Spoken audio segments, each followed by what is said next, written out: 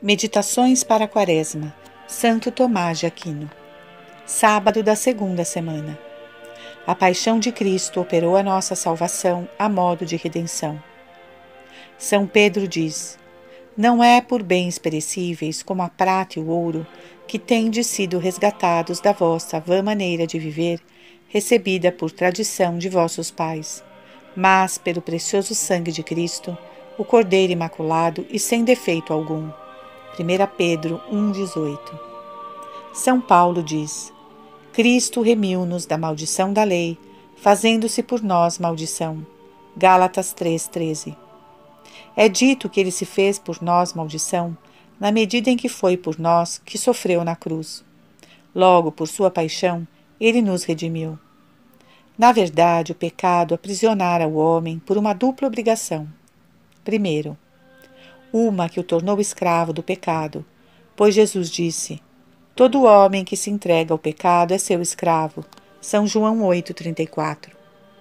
Um sujeito é escravo daquele que o vence. Portanto, já que o demônio, ao induzir o homem ao pecado, o vencera, o homem foi feito escravo do demônio. Segundo, havia uma obrigação ainda, a do homem para com a pena devida ao pecado por ele cometido, o que se dava de acordo com a justiça de Deus.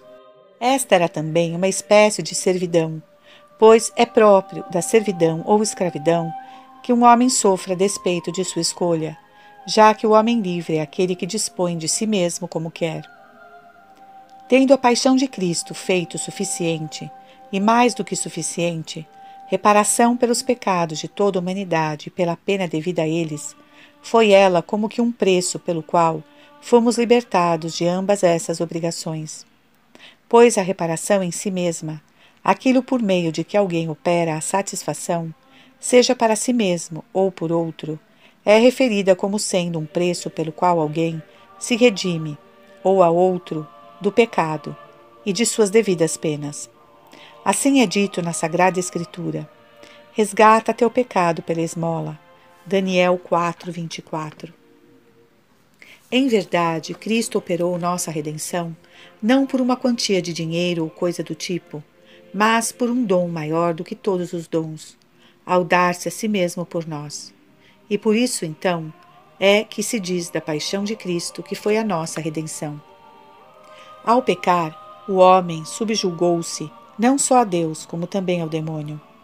Quanto à culpa do que fez, ofendeu a Deus e fez-se sujeito ao demônio ao consentir com sua vontade.